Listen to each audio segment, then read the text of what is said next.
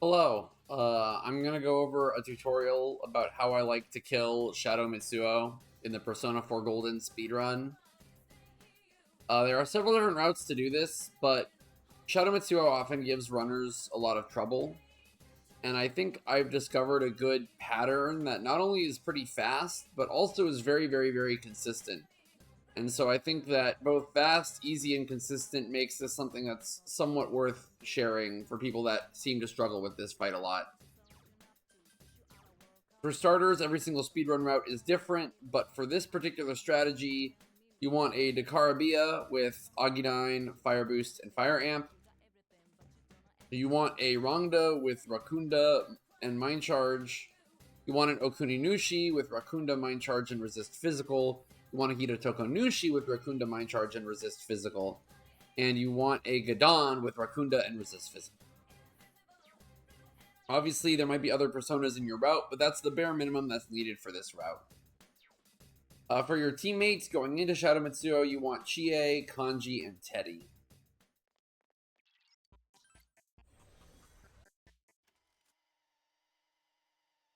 I usually call this strat the 2000 push strat, because the idea is in order to force a very favorable cycle, you want to do 2000 damage. Which does not include the damage done to the shell here. But you want to do 2,000 damage in basically 4 turns. So we're going to be doing some counting to help with that.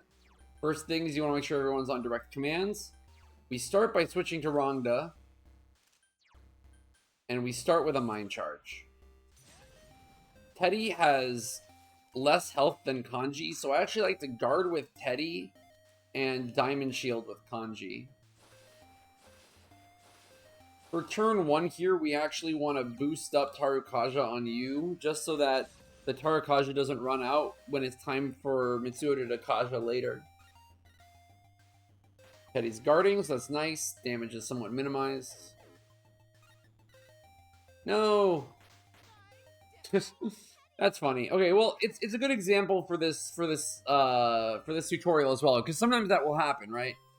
Don't worry, just focus on keeping everybody alive. So if that happens, you want to follow your route with the main character as rigorously as possible. So after Mind Charge, you want a Rakunda. I'm actually going to guard with Kanji. And Chie doesn't really do anything anymore, so I can use Chie as an opportunity to revive Teddy. You know, just keep people alive. Chie is going to die. That happens.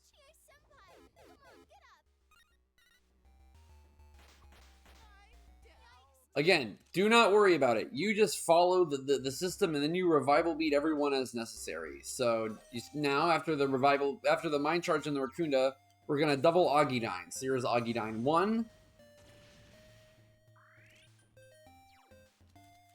We buy a lot of revival beads for this reason. Just keep as many people alive as you humanly can. This is just what you gotta do. It'd be nice if you attacked Kanji. That would be convenient. Fuck. Well, that's annoying. Nice dodge. Nice. Excellent. Anyway, second Agidine. Look, everyone's alive, right? Isn't that crazy? Alright, so once this is down, you want to all-out attack, and now we have to start damage count. Now we have to start damage counting. So, let's see what damage we're at right now. 83. You can get some initial attacks in here from Teddy and Kanji. So 83, 60, we'll call that roughly 120. Sorry, no, 140, sorry. That's 70, so it's roughly 210. And importantly, though, this is the important part. With Chie right here, we want a medical kit. We want everyone to be full health for this next little bit. So this medical kit here is very important. We want everyone at full health if we can. There's the Dakaja, because we have the Tarukaja up from the extended earlier. Blue wall, excellent. A little bit more damage counting needed, but that's fine. For electricity, we go to Okuninushi. And you always want to start out with a Mind Charge, no matter what.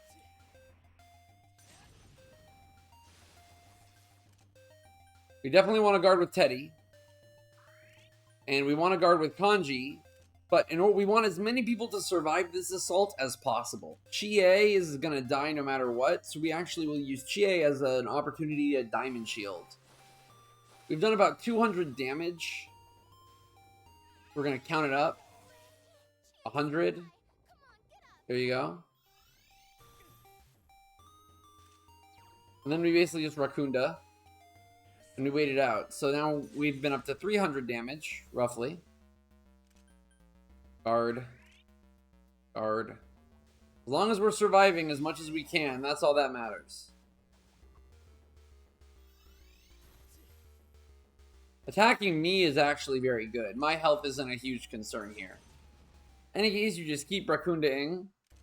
Guard, guard. We're going to get 2 survivals, which is really good here. If it was 1 survival, you would have had to hold out on the Makarakorn, but that's okay. In any case, we're at roughly, what, 430, 440? That's just a good number to keep in mind. In any case, you want 1 more Rakunda.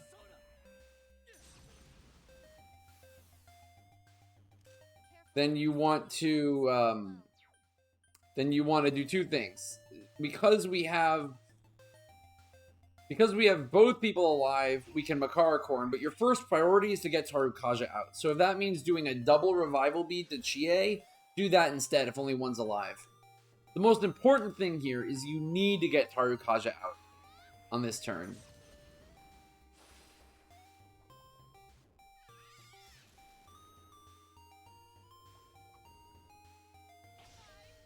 That's dead. That's okay. Again, you can always use your teammates now for support. It's at this point very important that the main character follows the flow.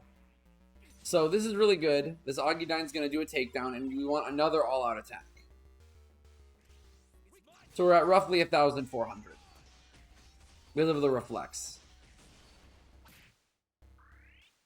1,500. So we actually are going to basically we don't want to do any more damage at this point. In any case, pretty trivial. So just do this and guard. No more damage needs to be done. This Stagnant Air push is kind of known, right? So we push Stagnant Air again.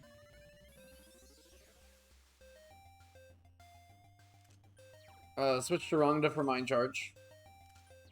The Dakaja is going to come out. There's nothing you can do about it. But we already have a... Tarukaja is still up, so we don't need to apply any more Kajas. So we can just do a full guard here.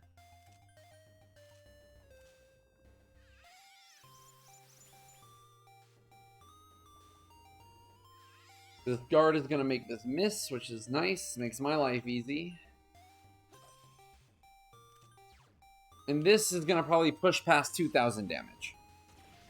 If it didn't push past 2,000 damage, you would want to basically use Bufala and Kanji's Kill Rush to help push this. Keep in mind that we want to keep Akaja up now because we want to make sure that he always Dakajas.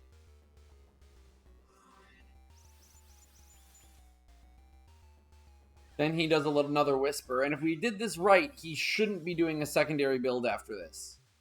You'll notice that after the next turn, our ailment increase from Stagnant Air is going to go down. And that's going to open us up for the final kill. She is going to do another Tarukaja here. You just keep Kajas up. And as long as he keeps Dakajing, you got to keep Kajas up. In any case, you'll see that the ailment susceptibility is going to be reverted. This is, of course, very important. You don't really have to keep track of damage too much anymore. It's pretty over. We do this. Agidyne.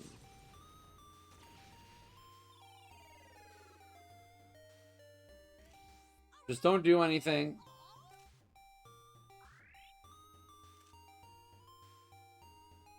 Tarukaja.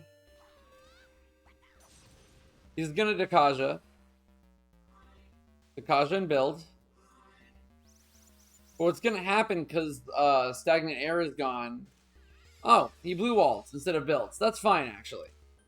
All you have to do if this happens is very easy. Just go back to Okunanushi, or whichever persona you need, and Mind Charge. Then guard, guard, and with Chie, you can Tarukaja. This Tarakaja is not going to beat Akaja because he's Mazonging right now. You don't even have to worry about anybody else. You can just go switch to Karabia and you should nuke him to smithereens. But basically, no matter what here, with this Agidine, you should basically be... This should either nuke him or be very close to nuking him. And then the fight's over. And there was really, at no point, any danger of me dying to Mitsuo during this entire process. As long as you keep your teammates alive in downtime, it's really not that stressful. In any case, it's good practicing this loop on your own, but let me know if you have any questions. But as long as you just follow this loop of getting 2,000 in 2 turns, even with the help of Bufala and Kill Rush if you need to use it from Teddy and Kanji, this kind of loop should be pretty consistent. Thanks to everyone for watching.